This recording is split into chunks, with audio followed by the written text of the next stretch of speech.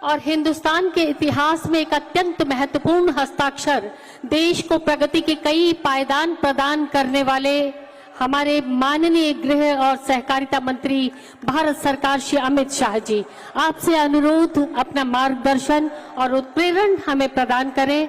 माननीय मंत्री महोदय। बैठ जाइए, सभी लोग बैठ जाइए। हो गए भाई, बैठ जाओ। मेरे साथ बोलिए, भारत माता की। भाई बारिश है, मैं समझ रहा हूं, मगर आवाज ऐसी नहीं होनी चाहिए। दोनों हाथ उठाकर समग्र राजस्थान के किसान और सहकारिता को मजबूत करने के संकल्प की मुट्ठी भींचिए और प्रचंड आवाज से बोलिए, भारत माता की, भारत माता की। आज के इस सहकारिता सम्मेलन में मेरे साथ मंच पर उपस्थित श्रीमान भजनलाल शर्मा जी, मुख्यमंत्री राजस्थान सरकार, राजस्थान की पूर्व मुख्यमंत्री जिन्होंने राजस्थान के विकास को हरदम आगे बढ़ाया, श्रीमती वसुंधरा राजे सिंधिया जी, मेरे साथी मंत्री, यहीं के जनप्रतिनिधि श्रीमान गजेंद्र सिंह शेखावत जी, श्रीमती दिया कुमारी जी, माननीय उप मुख्यमंत्री राजस्थान सरकार डॉक्टर प्रेमचंद बेरवा जी, माननीय उप मुख्यमंत्री राजस्थान सरकार, जिनके निमंत्रण पर मैं आज यहां आया हूं, भाई गौतम दत्त जी, हमारे प्रदेश भाजपा के अध्यक्ष श्रीमान मदन राठौड़ जी, श्री आशीष कुमार भूतानी, सचिव सहकारिता श्री सुधांशु पंत जी, मुख्य सचिव राजस्थान, और आज इतनी बारिश में जहां तक नजर पड़े मुंड ही मुंड दिखाई पड़ते हैं, इतनी बड़ी संख्या में आए हुए सभी सहकारिता के कार्यकर्ताओं को मेरा प्रणाम। अरे हो गया भाई, सुन लिया, तुझे देख भी लिया, अब थोड़ा शांति रखो। भाइयों बहनों, सबसे पहले वीरता, देशभक्ति और धर्म संरक्षण के प्रति बलिदान की इस महान भूमि राजस्थान को मैं प्रणाम कर कर बात की शुरुआत करना चाहता हूं। यही भूमि है जिसने वीर राणा सांगा, महाराणा प्रताप, वीर दुर्गादास राठौड़, पृथ्वीराज चौहान, महारानी पद्मिनी, पन्ना धाय और भामाशाह जैसे दानवीरों को भी जन्म दिया। और आज भी देश की सीमाओं की सुरक्षा की जब बात आती है, सबसे ज्यादा जवान जिन राज्यों में से जाते हैं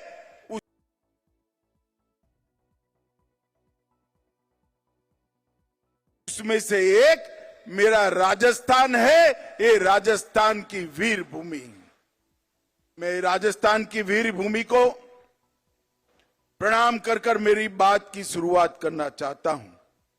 आज परमवीर चक्र निर्मल सिंह सेखों की जन्मतिथि है। निर्मल सिंह जी ने अतुल्य पराक्रम कर कर अपनी मातृभूमि की रक्षा के लिए साहस और शौर्य और बलिदान दिखाया।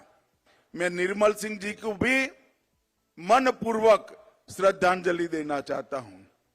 भाइयों बहनों, 2025 का वर्ष सहकारिता वर्ष के रूप में मोदी जी ने ही इसका अंतर्राष्ट्रीय सहकारिता वर्ष का उद्घाटन किया। जब यूएन ने तय किया और ये सर्च किया गया कि सहकारिता वर्ष की शुरुआत कौन से राज्य से की जाए, कौन से देश से की जाए, तो उन्होंने हमारे भारत को पसंद किया और मोदी जी ने सहकारिता वर्ष का उद्घाटन किया। और आज सहकारिता वर्ष के उपलक्ष्य में 24 अन्न भंडारण गोदाम, 64 millets outlets, Gopal credit card योजना के तहत ऋण का वितरण, दूध उत्पादक समितियों को माइक्रो एटीएम का वितरण, 2 उत्कृष्ट पैक्सों का सम्मान, प्राइमरी डेयरी कोऑपरेटिव सोसाइटी का ऑनलाइन पंजीकरण और दीनदयाल उपाध्याय गरीबी मुक्त अभियान की सफलता की कहानियों के पुस्तक का विमोचन, ये सारी चीजें यहां पर हुई हैं। जब आज राज्य भर से सहकारिता के साथ जुड़े हुए नेता और कार्यकर्ता आए हैं, मैं आप सभी को कहने चाहता हूं कि विगत 100 साल के अंदर सहकारिता ने देश के विकास में बड़ा योगदान दिया है, मगर आने वाले 100 साल सहकारिता के 100 साल है। हर गांव, हर विकास, हर गांव, हर गरीब, हर किसान तक सहकारिता को पहुंचाने के लक्ष्य के साथ नरेंद्र मोदी जी ने केंद्र सरकार में एक स्वतंत्र सहकारिता मंत्रालय स्थापित किया है। आज 98% ग्रामीण क्षेत्र में सहकारिता की सक्रिय भूमिका है। देश का धान और गेहूं की खरीदी में लगभग 20% योगदान सहकारिता का है। उर्वरक के उत्पादन में 35% उर्वरक सहकारिता के माध्यम से उत्पन्न होता है। 30% चीनी सहकारिता के माध्यम से उत्पादित होती है और 20% से ज्यादा फेयर प्राइस शॉप भी कोऑपरेटिव के माध्यम से चलते हैं। 8,50,000 कोऑपरेटिव के माध्यम से 31 करोड़ लोग सहकारिता से जुड़े हैं। और नरेंद्र मोदी जी ने सहकारिता मंत्रालय की स्थापना की। 4 साल के अंदर हमने 61 इनिशिएटिव के माध्यम से सहकारिता को मजबूत करने का काम किया है। 2 लाख नए पैक्स बनाने का काम शुरू हो गया है, उसमें से 40,000 पैक्स बना लिए गए हैं। सभी पैक्स का कंप्यूटराइजेशन समाप्त कर दिया गया है। सभी पैक्स के मॉडल बायलॉज सभी राज्यों ने स्वीकार कर लिए हैं और इसके साथ साथ गोडाउन बनाने का काम भी शुरू हुआ है। ऑर्गेनिक प्रोडक्ट्स एक्सपोर्ट और बीज संवर्धन के लिए नई समितियां बनी हैं। दलहन, तिलहन और मक्का जो नाफेड और एनसीसीएफ के ऐप पर रजिस्टर कराता है, वो सभी किसानों का दलहन, तिलहन और मक्का एमएसपी पर खरीदने की गारंटी नरेंद्र मोदी जी ने दी है। इसके साथ साथ अगर बाजार में दाम ऊपर है तो उसको बाजार में बेचने की भी खुली छूट दी है। मित्रों, आज राजस्थान देश के कृषि विकास में बहुत बड़ा योगदान कर रहा है।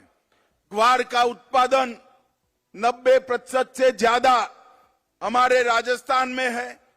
46% सरसों, 44% बाजरा, 22% तिलहन और 15% मिलेट्स के साथ ये सभी उत्पादन में राजस्थान देश में पहले नंबर पर है। 18% मूंगफली के साथ दूसरे नंबर है। ज्वार, चना, दलहन और सोयाबीन में ये तीसरे नंबर पर है। और मित्रों, मोदी जी ने 11 साल में गेहूं की एमएसपी में 73% की वृद्धि, चने की एमएसपी में 82%, सरसों में 95% और मूंगफली में 82% वृद्धि करने का काम किया है। आज मैं राजस्थान आया हूं। राजस्थान को पूरा देश ऊंटों की भूमि के रूप में जानता है। हमने कोऑपरेटिव का उपयोग कर कर ऊंटों का नस्ल संरक्षण और ऊंटनी के दूध का औषधीय गुणों के परीक्षण पर रिसर्च शुरू किया है, जिससे आने वाले दिनों में ऊंटों के अस्तित्व पर कोई खतरा नहीं आएगा। भाइयों बहनों, आज मैं आया हूं तब आज राजस्थान सरकार ने भी इतने कम समय में ढेर सारे काम किए हैं। ये पूरा राजस्थान पेपर लीक से त्रस्त था। एसआईटी गठन कर कर एक कठोर संदेश पेपर लीक माफियाओं के खिलाफ राजस्थान की सरकार ने भेजा है। ग्लोबल इन्वेस्टमेंट समिट में भजनलाल के नेतृत्व में 35 लाख करोड़ के एमओयू हुए। 3 लाख करोड़ के एमओयू पर काम भी शुरू हो गए। पेट्रोल और डीजल के वेट में कटौती की, 450 रुपये में एलपीजी का सिलेंडर दिया और इसके साथ साथ राम जल सेतु लिंक परियोजना, नवनेरा बैराज, ताजेवाला हेड हरियाणा से पानी लाने के लिए यमुना का डीपीआर मंजूर किया गया और ढेर सारे गांवों में हर घर तक जल जीवन मिशन से पानी पहुंचाने का काम किया गया। नरेंद्र मोदी सरकार ने 11 साल के अंदर 60 करोड़ गरीबों के लिए घर, शौचालय, बिजली, गैस, 5 किलो मुफ्त अनाज और इसके साथ साथ 5 लाख तक की फ्री दवाइयों का और इलाज का व्यवस्था नरेंद्र मोदी जी ने किया है। ये सारी योजनाओं का क्रियान्वयन भजनलाल जी के नेतृत्व में राजस्थान में बहुत अच्छे तरीके से होता है। मगर मैं भजनलाल जी को एक और काम के लिए भी बधाई देना चाहता हूं। इन्होंने सहकारिता के सारे इनिशिएटिव में राजस्थान को देश में 1 से 5 नंबर में लाने का काम हमारे भजनलाल शर्मा ने किया है और आज राजस्थान में सहकारिता मजबूत हो रही है। मोदी जी के नेतृत्व में देश 11वें नंबर पर से 4थे नंबर का अर्थतंत्र बन चुका है। इसके साथ साथ 27 करोड़ गरीबों को गरीबी रेखा से ऊपर लाने का काम भी हमारे नेता नरेंद्र मोदी जी ने किया है। परंतु नरेंद्र मोदी जी ने सबसे बड़ा काम किया है देश को सुरक्षित करने का। और जो कांग्रेस के राज में ये देश आए दिन आतंकवादी हमलों से त्रस्त था। पहले उरी में हमला हुआ, मोदी जी ने सर्जिकल स्ट्राइक की। पुलवामा में हमला हुआ, एयर स्ट्राइक करी और पहलगांव में हमला किया। ऑपरेशन सिंदूर कर कर पाकिस्तान के घर में जाकर आतंकवादियों के परछड्डे उड़ा दी और एक मजबूत संदेश पूरी दुनिया को भेजा है कि भारत के नागरिक, भारत की सेना और भारत की सीमा इसके साथ छेड़खानी नहीं करते, वरना नतीजे भुगतने पड़ते हैं। और मोदी जी ने ये संदेश देकर एक समृद्ध, सुरक्षित और विकसित भारत के स्वप्न को सच्चा करने का, जमीन पर उतारने का काम किया है। भाइयों बहनों, आज सहकारिता क्षेत्र के इस सम्मेलन के माध्यम से इतनी विपरीत मौसम में भी आप सभी लोग इतनी विशाल संख्या में यहां आए हो। मैं हृदय से आप सभी का बहुत बहुत अभिनंदन करता हूं और विश्वास दिलाता हूं भारत सरकार और राजस्थान सरकार मिलकर राजस्थान के सहकारिता आंदोलन को और मजबूत करेंगे। न केवल मजबूत करेंगे, 2047 में जब भारत आजादी की शताब्दी मनाएगा उस वक्त हमारा राजस्थान का सहकारिता क्षेत्र पूरे देश में एक नंबर पर हो, इस तरह से इसका मजबूत खाका बनाने का काम करेंगे। मैं फिर से एक बार आप सभी का धन्यवाद करना चाहता हूं कि सहकारिता क्षेत्र को मजबूत करने के लिए 2025 के वर्ष सहकारिता वर्ष को मनाने के लिए आप इतनी विपरीत मौसम में यहां आए हैं। आप सभी का बहुत बहुत धन्यवाद। एक बार फिर से ऑपरेशन सिंदूर जिन्होंने किया, वो सभी सेना के जवान और जिन्होंने ये मजबूत निर्णय किया, वो नरेंद्र मोदी जी के लिए दोनों हाथ उठाकर भारत माता का जयकारा लगाइए। सभी लोग अंत तक दोनों हाथ उठाए, जरा हाथ उठाओ भाई, मुट्ठी बींचो और प्रचंड आवाज से बोलिए भारत माता की वंदे वंदे वंदे। आप सभी का बहुत बहुत धन्यवाद। धन्यवाद, बहुत बहुत धन्यवाद माननीय गृह और सहकारिता मंत्री भारत सरकार श्री अमित शाह जी। आपका बहुत बहुत आभार, बहुत बहुत धन्यवाद।